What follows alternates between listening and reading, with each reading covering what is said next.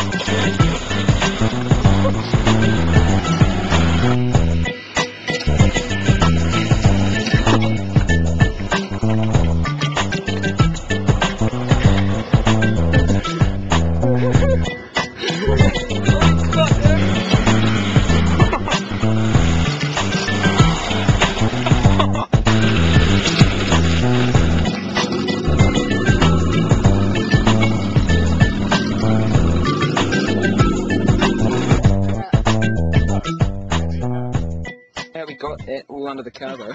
How do we actually fit it all that bush? A tree under a fucking car. And that as well.